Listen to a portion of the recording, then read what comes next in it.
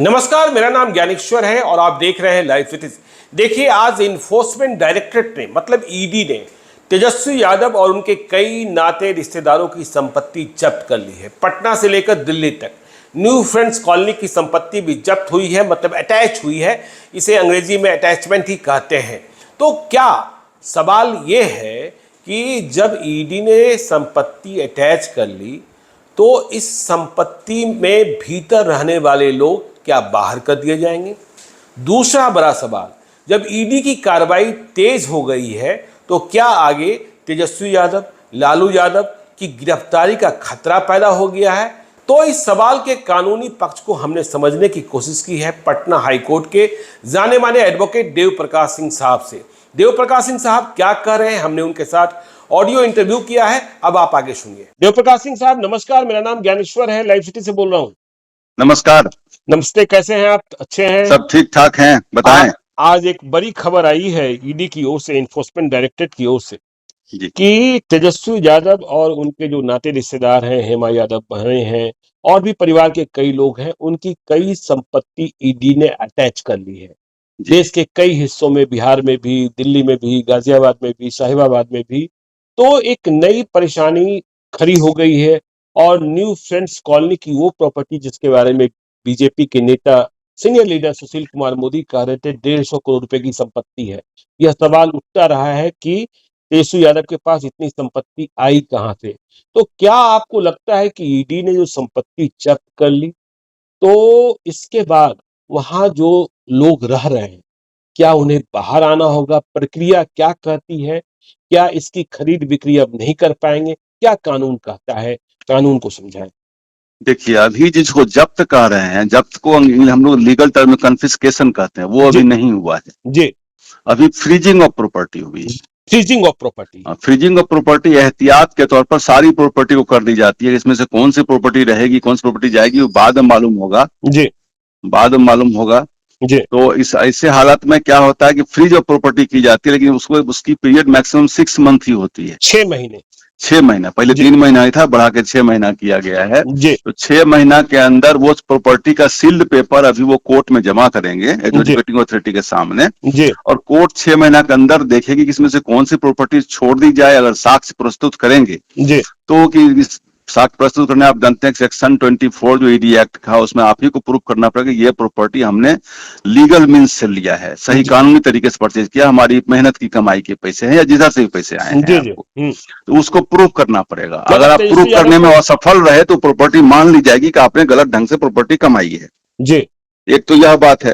तो अगर उस प्रॉपर्टी को अभी तो एहतियात तौर पर सारी प्रॉपर्टी को उसने फ्रीज किया है। नहीं, तो इसका मतलब ये हुआ कि तेजस्वी यादव को अब यह सिद्ध करना होगा कानूनन कि यह जो प्रॉपर्टी है इसे हमने सही तरीके से अर्जित आय से अर्जित की है। लालू प्रसाद यादव जी को भी। हाँ, लालू प्रसाद यादव जी को भी। जी जी जी। तो तेजस्वी यादव तो कह रहे हैं कि जब यह संपत्ति ली गई या फिर उनके बहनों के नाम जो संपत्ति है, तेजस्वी यादव कह रहे हैं कि जिस मामले में हमारे खिलाफ कार्रवाई हो रही है, हम तो उस उम्र में थे जब संपत्ति खरीद ही नहीं सकते, तो क्या परेशानी तो बढ़ जाएगी?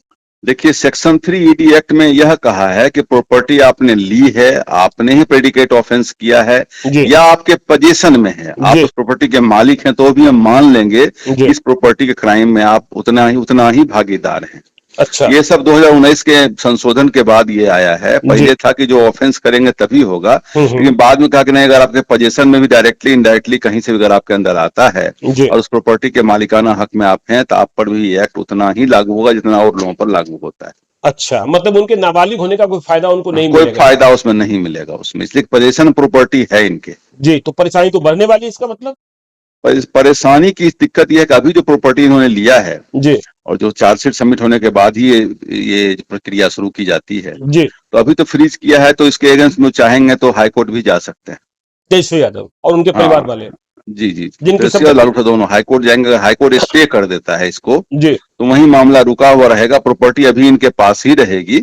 हाँ, उसकी खरीद बिक्री जो आपने शब्द कहा वो नहीं कर पाएंगे। साहब, एक चीज हम समझना चाहते हैं कि जब हम लोग बिहार में या सीआरपीसी की बात करते हैं तो प्रॉपर्टी अटैचमेंट का मतलब होता है कुर्की जब्ती हो गई, तो ये तो कुर्की जब्ती नहीं है ना? नहीं, कुर्की जब्ती तो सीआरपीसी सेक्शन 83 में होती है, वो दूसरी चीज होती है। उसको कंपेलिंग ऑफ अरेस्ट को भागते हैं तब कुर्की करते हैं। ये जो है income tax act section 2 schedule 2 के तहत किया गया, जिसमें जिससे इनकम टैक्स बकाया आपके ऊपर होता है ना, जी। तो आपकी प्रॉपर्टी सीज की जाती है, और कल को इनकम टैक्स आप नहीं देंगे तो आपकी प्रॉपर्टी को ऑक्शन करके डिस्पोज ऑफ करके उस पैसा को वसूली किया जाता है, उसके तहत किया गया है। जी।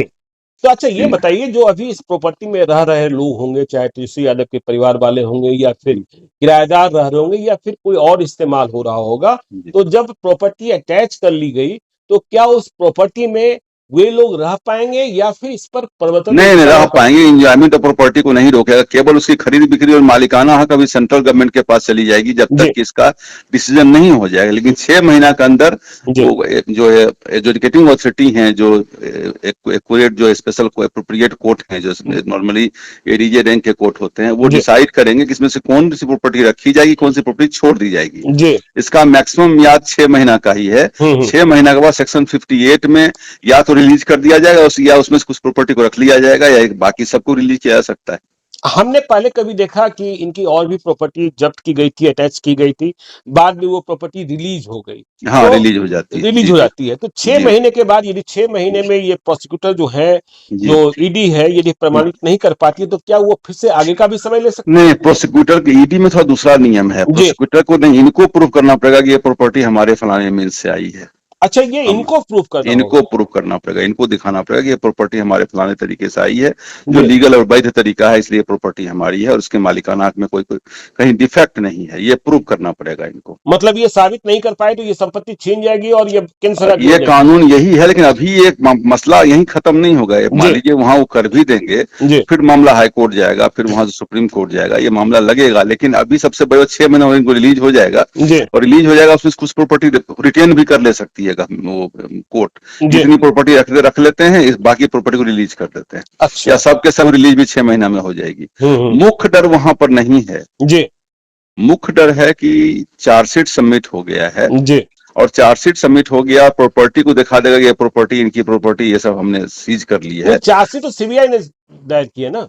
हाँ, तो उसके पीछे ईडी लगा दिया। ईडी चार्जशीट के बाद, जो सीबीआई चार्जशीट करती है उसके बाद ही ईडी का प्रॉपर्टी सीजर का जो स्टेज है स्टार्ट होता है। जी जी। उससे स्टार्ट 173 में चार्जशीट सबमिट हो गया, अब इनके ऊपर उसने स्टार्ट कर दिया, जो प्रिवेंशन ऑफ करप्शन एक्ट भी इसके अंदर आता है, ईडी के अंदर जी। तो उसके तहत उन्होंने स्टार्ट कर दिया। मुख्य जो भय हम लोगों को सता रहा है वो ये है कि सेक्शन 19 में अरेस्ट का प्रोविजन इसमें डाला हुआ है। अच्छा, सेक्शन 19 में अरेस्ट का प्रोविजन है कि अगर प्रॉपर्टी से सीजर दिखा देगा तो कहेगा हमको, चूंकि अरेस्ट का प्रोविजन हमारे पास है, हमें प्रॉपर्टी इनको अरेस्ट करने का परमिशन कोर्ट दे। अच्छा, कोर्ट देगी। चूंकि इसमें आपको मैंने बताया था पहले कि इसमें मैक्सिमम सजा है 3 साल से 7 साल तक है। मैक्सिमम सजा 7 साल की सजा है जी जी। और 7 साल तक की सजा में सुप्रीम कोर्ट ने कई एक बार कहा कि अगर कोई आदमी कोऑपरेट कर रहे हैं तो उनको अरेस्ट नहीं करिए जी। लेकिन ईडी अपने स्पेशल एक्ट के तहत अरेस्ट करती है, और अभी देखिए मनीष सिसोदिया वाले केस में भी यही घटना घटी है, वहां पर अरेस्ट किया गया है जी। और जो विजय मोहन लाल चौधरी वाला जो जजमेंट हुआ है खानविलकर साहब का, उसमें थोड़ा अनब्रिडल्ड अनफेटर्ड पावर दिया गया है ईडी को, जिसके तहत इनको अरेस्ट करने का पावर थोड़ा सा अनियंत्रित कानून इसको मिल गया है। तो वहां पर थोड़ा सा आगे पीछे कर सकते हैं, लेकिन अगर कोर्ट और हाई कोर्ट सब ध्यान से देखे तो नहीं भी हो सकता है जी। यही स्थिति है। तो आपको लग रहा है कि अब तेजस्वी यादव पर गिरफ्तारी की तलवार लटक सकती है, जो ईडी जिस तरीके से कार्रवाई कर रही है? हाँ, उन पर भी लालू प्रसाद यादव, जिन लोगों के नाम है सब पर, बाकी लोगों के भी नाम इसमें लगे हुए हैं ना।